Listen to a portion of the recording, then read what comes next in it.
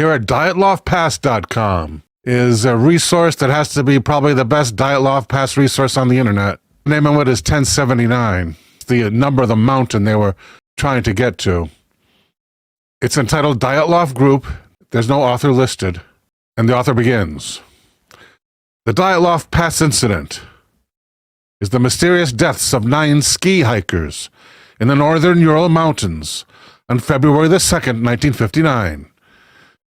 The group consisted of 8 men and 2 women. Most were students or graduates of Uri Polytech. The goal of the 14-day expedition was to reach Otorten, a mountain 20 kilometers north of the site of the incident. That's about 12 miles. This route at that season was estimated as Category 3, the most difficult. All members were experienced in long ski tours and mountain expeditions. The group arrived by train at Ivdel, a city at the center of the northern province of Sverdlovsk Oblast on the 25th of January. They then took a truck to Vizé, the last inhabited settlement this far north. They started their march towards Otorten from Vizé on January 27. The next day, one of the members, Yuri Udin, was forced to go back because of illness. He's the only survivor. Diaries and cameras found around the last camp made it possible to track the group's route up to the day preceding the incident. The hike started out fairly late on February 1st, and they only traveled 4 kilometers, about 2.5 miles that day. Excess gear and food was stored on a platform in a forest called Iabez, or Camp Base. The camp was set up around 5 p.m. on a slope of Kholat Syakhi, just 10 miles from Mount Otorten. They had their dinner around 6 to 7 p.m., and 1 or 2 members of the group went outside to relieve themselves, presumably Semyon and Nikolai, since they were found to have been better dressed than the others. Then something went catastrophically wrong. It had been agreed beforehand that Dyatlov would send a telegram to their sports club as soon as the group returned to Vizé. It was expected that this would happen no later than February 12th. But Dyatlov had told Udin that he expected to be longer, so when the date passed and no message had been received, there was no immediate reaction. Delays of a few days were common in such expeditions. Only after the relatives of the travelers demanded a rescue operation did the head of the institute send the first rescue groups, consisting of volunteer students, volunteer teachers, on February the 20th. Later, the army and police forces became involved, with planes and helicopters being ordered to join the rescue operation. On the 26th of February, the searchers found the abandoned and badly damaged tent on Kholat Syakhi. I guess that's the side of the mountain there. Mihal Sheravin, the student who found the tent, said, quote, "The tent was half torn down and covered with snow. It was empty, and all the group's belongings and shoes had been left behind." Investigators said the tent had been cut open from the inside, and that skiers had fled in socks or barefoot. A chain of 8 or 9 sets of footprints left by several people who were wearing socks or a single shoe or barefoot could be followed and led down towards the edge of the nearby woods on the opposite side of the pass, about a click and a half northeast. But after half a click, they were covered with snow. The tracks, that is. At the forest edge, under a large old cedar, the search party found the remains of a fire, along with the first 2 bodies. Excuse me.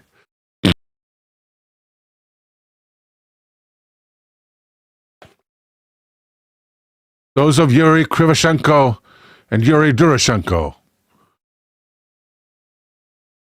Shoeless, and dressed only in their underwear. The branches on the tree were broken up to 5 meters high. I guess they're trying to collect firewood, maybe? The medical examiner recorded livor mortis on the back. But Krivonischenko was found facing up. This indicated that someone had moved them after their death. On February 27, between the cedar and the tent, the searchers found Igor Dyatlov, the leader of the expedition. Just a young man himself. And Zenaida Kolmogrova. And 6 days later, on March 5th, Rustin Slobodin. The three seemed to have died in poses suggested they were attempting to return to the tent. A medical examination found no injuries which might have led to their deaths. And it was concluded they died of hypothermia. Slobodin had a small crack in his skull, but it was not thought to have been a fatal wound. A legal inquest started immediately after the discovery of the first 5 bodies. Searching for the remaining 4 hikers took more than 2 months. They were finally found on the 5th of May, under 4 meters of snow, in a ravine 50 meters farther into the woods from the cedar tree. These 4 were better dressed than the others, the last ones found. And there were signs that those who had died first had apparently relinquished their clothes to the others. Thibodeau Brignol was wearing Dubonina's fur coat and hat. Dubonina's was wearing a brown sweater that tested radioactive, and was most probably Krivoshenko's. Zolotaryov had Doroshenko's hat. Kolevatov was wearing Doroshenko's overalls, the waistband of his sweater and lower part of his ski trousers, testing radioactive. An examination of the 4 bodies found in May changed the course of the investigation. 3 of them had fatal injuries. The body of Thibault had major skull damage, and both Dubina and Zolotaryov had major chest fractures. According to Dr. Boris Vorozdeny, the force required to cause such damage would have been extremely high. He compared it to the force of a car crash. Notably, the bodies had no external wounds, as if they were crippled by a high level of pressure. Dubonina was found to be missing her tongue. The group clearly realized their threats and did everything they could to preserve themselves. They had managed to dig out a den in the snow, laid it down with branches in an effort to keep themselves warm, but things were about to get even more bizarre. Bodies were actually found a few feet from their improvised shelter, in the deep part of the ravine, in an area only 4 meters square. Some of the clothes had been taken from the bodies underneath the cedar tree and were placed on the cedar branches, but apparently they were not used. Let's check out some art.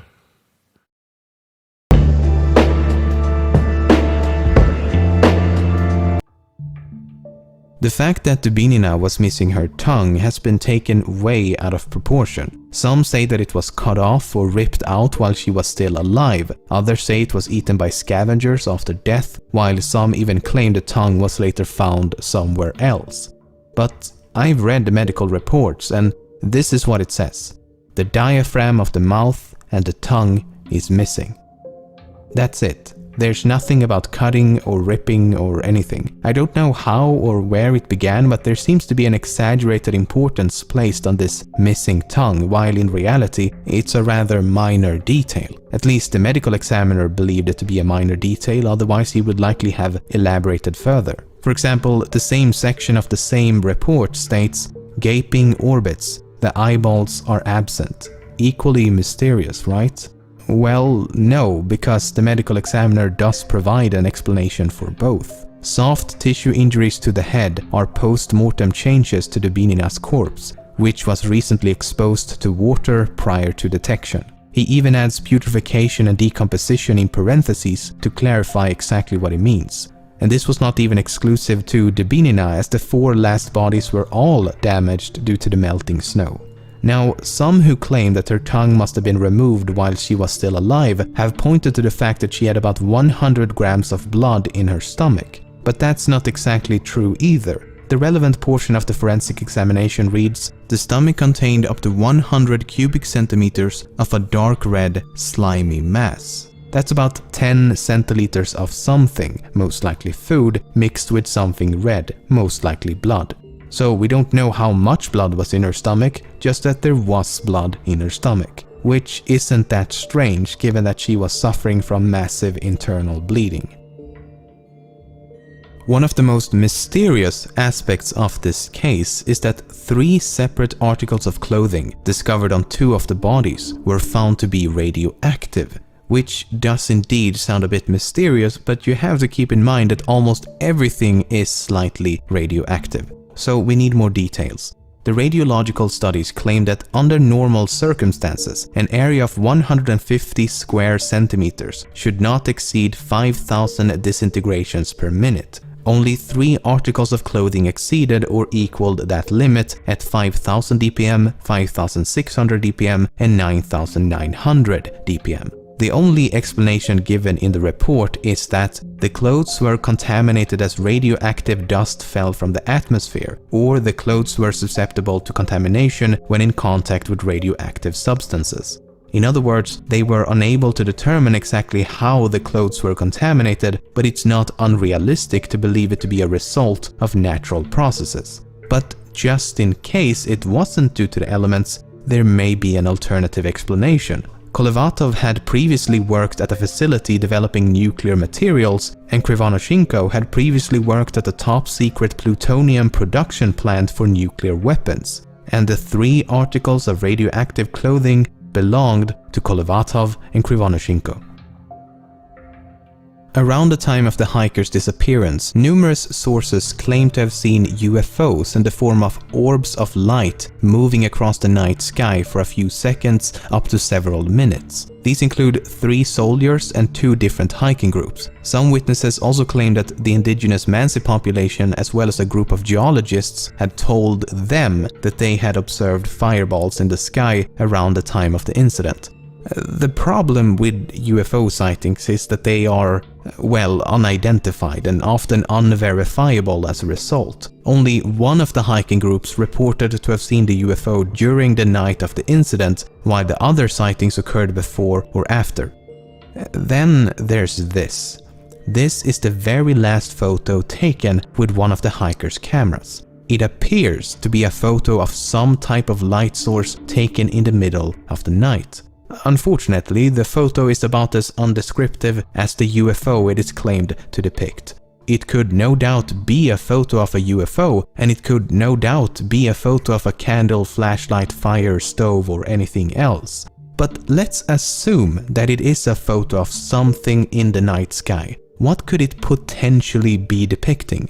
I can think of a few possibilities. A rocket, a piece of a rocket, man-made space debris during re-entry, a crashing aircraft, or perhaps a meteor. None of which would be too surprising given that this is the Soviet Union in the middle of the Cold War as well as the space race, so there would have been a lot of aerial activity. At the time when space exploration was about as fresh as a prince living in an affluent LA neighborhood, it's not surprising that people were unable to identify the mysterious lights. Regardless, it could not have landed close to the hikers as it would have been found by the search teams. And if the object had already been recovered, there should have been evidence in the form of a crash site, footprints, and other activity on the ground. So, given the fact that there is no obvious connection between the UFO and the hiker's disappearance, I'll put this in the spooky red herring box.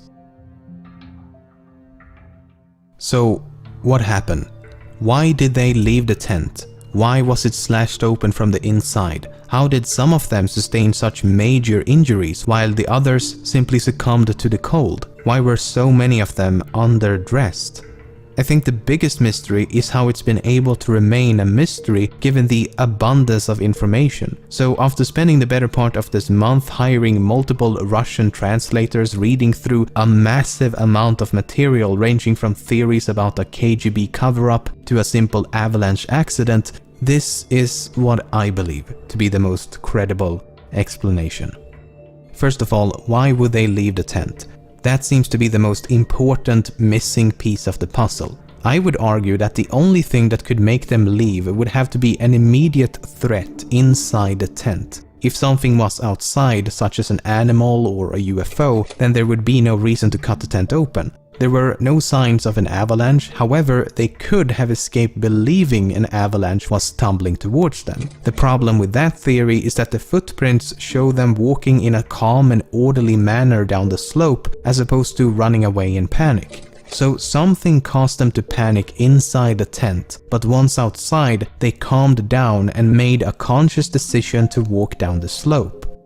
Now, take a look at this photo. The pipe sticking out of the tent entrance is the exhaust pipe of the internal stove. This was a completely unique and homemade design, as the leader of the group had built the stove himself. We know they had used the stove on the night of the incident before the incident took place, as partially eaten pieces of fried ham and bacon were found inside the tent. I think that after disassembling the stove and removing the exhaust pipe, the embers inside the stove were accidentally reignited. As the exhaust pipe had been removed, the smoke would have filled the tent in seconds. As they attempted to get control of the flame, they cut a few holes at the top of the tent to vent the smoke. When that didn't work and it became increasingly difficult to breathe, the side of the tent was slashed open and they all escaped in a state of panic. There's even more evidence to support this theory. Several members of the group were found with burn marks on both their bodies and clothing, which could definitely have been a result of the improvised fire under the tree, or perhaps a scalding hot metal stove. Some of them were also found with blood around their mouth, and coughing up blood could be a symptom of smoke inhalation. Then there's this photo, taken the day before the incident. The jacket has obviously been burned, but the question is how? It's possible that sparks from the stove had accidentally set the jacket aflame. Okay, so they make it outside and quickly realize what a terrible situation they're in. Sub-zero temperatures, no shelter, underdressed, in the middle of a snowstorm, in the middle of the night, in the middle of nowhere. At this point, I think one or more of them made a decision to head for the nearest shelter, which they would have known to be the woods. The reasoning behind this decision is likely multifaceted. The smoke from the tent could have made it impossible to stay within its proximity, and/or the smoke may have caused them to believe that the tent was on fire. Some of them were intoxicated, which could have affected their judgment as well as their sensibility to the cold. And they may also have believed to be closer to the woods than they actually were. So they finally reached the woods and immediately set out to make a fire. Some climbed a tree and scavenged the surrounding area, while those who are more properly dressed head a bit deeper into the woods. About 75 meters from the tree, 4 of them trigger a minor avalanche, taking them over the edge of a ravine with a drop of about 3 meters. As the bottom is filled with rocks and ice, they sustain lethal injuries. 3 of the other 5 hikers decide to head back for the tent, while the remaining 2 slowly freeze to death around a fading flame.